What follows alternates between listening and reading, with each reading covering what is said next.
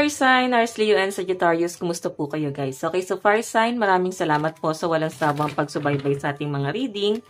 And sa mga nagtatanong pala guys kung paano po magpa-private reading, ay iwan ko na lang po yung link sa atin pong description box below. So fire sign, tignan natin kung ano ba ang inyong gabay kapalaran. Fire sign, Aries, Leo, and Sagittarius. Fire sign. So guys, meron po tayong take a breather. Ayan. So, makakahinga ka na ng mahinahon, payapa, at maluwag ngayong araw, no? Kumbaga, pagkatapos ng mga unos, pag-overthink, so parang ang bilis nagbago ng isip ng mga fire sign. So, mapapatanong ka sa sarili mo, self-bipolar ba tayo? Parang ang bilis nagbago ng mood nyo, fire sign, sa pinapakita sa akin. Okay, so marami kang na-realize, siguro pansamantala ka lang talagang parang, nabaliw, nag-overthink, something like that. Pero, ngayon guys, makakahinga ka na daw po ng mahinahon at maluwag. Kumbaga, yung mga pag-overthink mo, wala na yan guys. Okay? Ayan. So, tignan pa natin fire sign, Aries, Leo, and Sagittarius.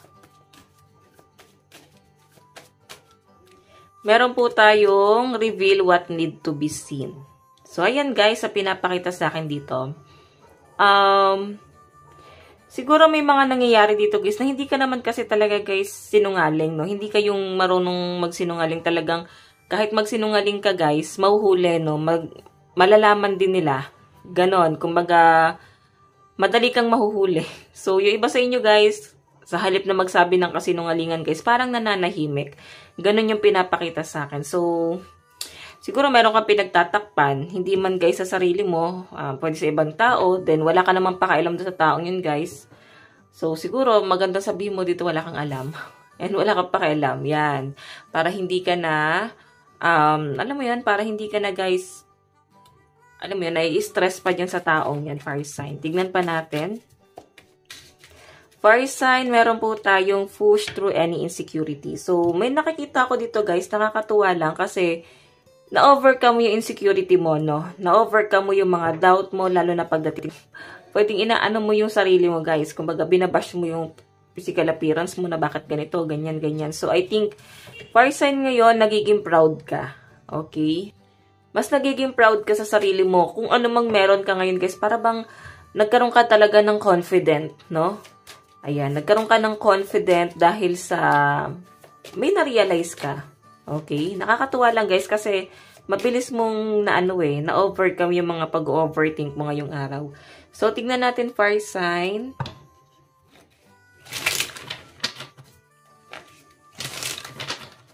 Fire sign, Aries, Leo, and Sagittarius. Gabay kapalaran po.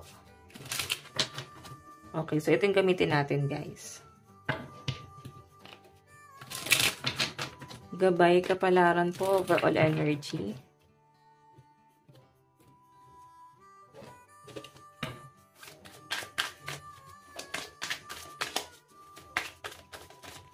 So, fire sign, meron tayong faith, no? So, tignan natin, overall energy. Parang lutang ang mga fire sign ngayong araw. So, pinapakita sa akin. Siguro may nangyari.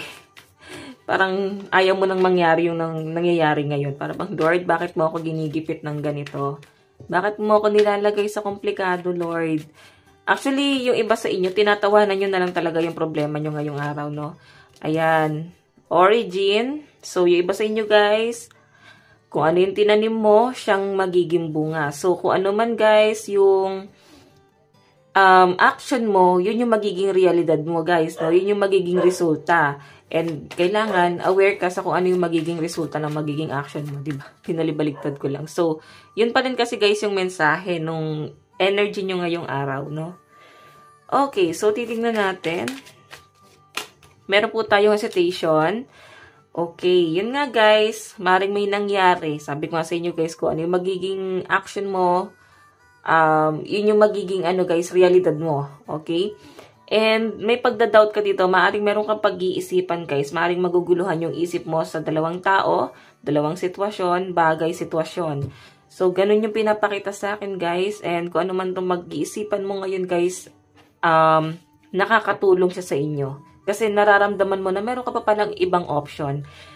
Unlike before na talagang wala ka talagang option, no? Kaya parang nag-overthink din kayo, fire sign. So, ngayon na nakakatuwa, fire sign, may option ka na. Ayan, no? May tulong na paparating sa inyo, guys.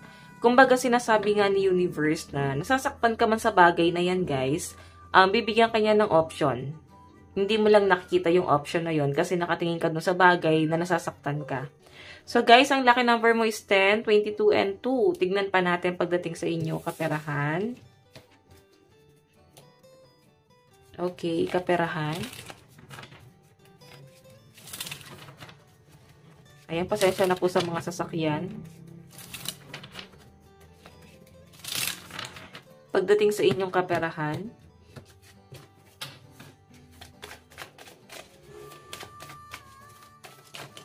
Okay, so guys, meron tayong stab in the back, coffee cup. Ayan, lahat ng mga nakakaharap mo, guys. Mag-iingat ka. Baka naman kasi guys ngayon, baka may biglang nag-alok sa inyo ng ganito, gamit, ganito, ganyan. Sabihin, mura na lang nilang binibenta sa inyo. Pero mura naman talaga. Mas mura pa dun sa sinasabi nilang price. For example, sinasabi na baka may biglang dumating na sopa sa inyo. Diba? Tapos sinasabi na, oh, galing to sa SM, 10K ang benta dito. Pero dahil nga ayaw na namin ibalik, bilhin nyo na kahit 5K.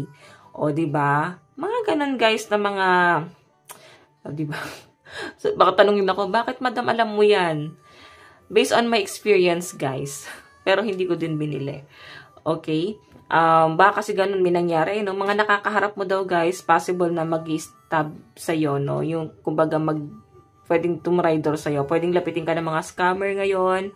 Ayan. So, ingat ka muna sa paglalabas kasi pwedeng yung pera mo, guys, parang nilipad ng hangin. No? Nakasilip pa lang yung paa mo sa pinto, guys. Yung 1,000 mo nilipad.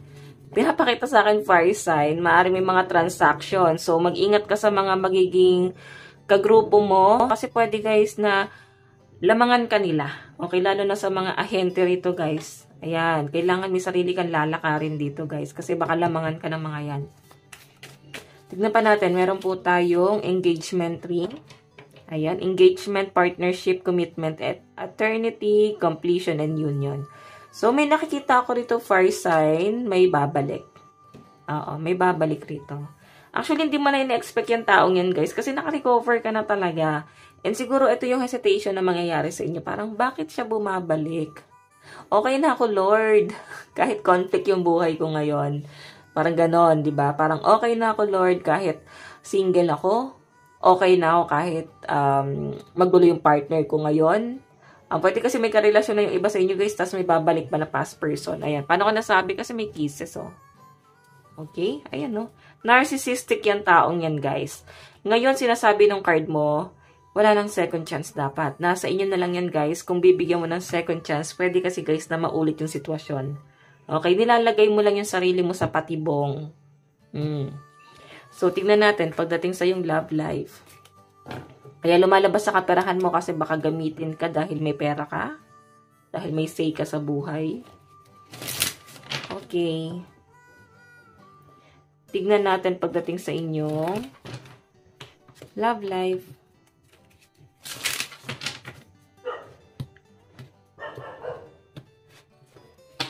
Love life. So guys, meron tayong mask. Not showing true feelings, hide, personify, pretend, deluge, and gaslighting. Ginagaslight ka ng person mo, guys. Okay? Hindi ka aware. Ginagaslight ka niya kasi mahal ka niya. Maring minamanipula ka nito, guys, oh. Yan ang ginagawa niya sa inyo, fire sign. Para, siguro malugmok ka, or para bumalik sa inyo, at ikaw yung magkaroon ng realization. Ganon ka siguro niya, guys, binibigyan ng aral, no? Yung pang-gaslight niya rito. Okay? So, ayan guys, oh. Not showing true feelings. So, hindi yan yung totoo niyang pagkatao, guys. Okay? Maaring nagpapanggap lang siya, guys. Ginagaslight ka lang niya, guys. Kasi sinusubukan ka rin nito. So, mag-iingat ka sa panunubok ng taong yan. So, fire sign, meron po tayong the Grim Reaper. The relationship is over, no second chances. Grow and transform your life. Lalo na kung nakikita mo, fire sign, na maganda na ang daloy ng pera mo. Ang sinasabi dito, okay? Kahit mag-work pa kayo, what I mean, kahit na i-work out nyo pa to, guys, sa pinapakita sa akin, maaari, no, na mauulit lang kasi Parang sinasabi na nga nung card na huwag mo nang ilagay yung sarili mo sa kapahamakan. Umalis ka na dyan sa sitwasyon mo. Baka ma-broken hearted ka. I think twin flame mo yung taong yan, guys, no? Ang twin flame kasi, guys, hindi naman yan nagkakatuluyan. Kung nagkakatuluyan man, nag-e-end rin po talaga sila, guys. Paano ba ang twin flame? Pag alam mong same vibes kayo, guys. Twin flame yan. Okay, so tignan pa natin. Love life mo. Meron tayo. Ay, no, love ko lang, my God. Tatawag pa sa inyo, guys. Susugal siya, oh. Gusto kang makita. Sinasabi sa akin dito, guys, may gagamitin siya na ibang tao. Pero eme lang yun. Ikaw lang pala ang gusto niya makita rito. Diba? Gusto niya ulit maakit ka sa kanya, guys. Meron ako nakikitang parang pagkikita. Yan, guys. Pagkikita. Possible na ganon. So, yan, guys. Ay, natatawagan ka nito. So, tignan natin, guys. Love advice. Meron po tayong forgiving learning. Naku, paulit-ulit na lang to, no? Si past person, gustong humingi ng tawad. Or hindi man niya guys sasabihin sa inyo na patawad, fire sign, maaaring gagawin niya yun sa action niya. Okay, kasi nahiya rin siya sa ginawa niya, guys. Ano, engagement. Muntik na yatang ikasal sa taong to, guys. Maaaring engage na kayo niyan. Oh, mahal ka pa rin naman pala niya, guys. Oh, reconciliation, nandito romantic feelings. Mahal ka pa rin pala niya. Yun nga lang, guys, siguro naninimbang ka na. Diba? Naninimbang ka na sa sitwasyon. Lalo na sa ginawa niya sa inyo. Tignan natin ano yung dapat yung gawin, fire sign. Meron po tayong past lives. We reunite with our loved ones over and over again through many different lives. So, sinasabi sa akin, guys, may unfinished business pala kayo ng person na to, guys. Kung bakit lagi kayo nagtatagpo. Ayan, ayusin ko lang to, guys. Kasi, kilala mo na siya sa past life. Okay? Dapat mong gawin, guys, kailangan kung ano man yung inadjust sa inyo ni universe, kailangan may maputol na dyan, guys. Para sa susunod na buhay, guys, wala na siya ron. Okay, so guys, ayan no, soul. Mukhang pinaghahanda ka ni universe sa magaganap.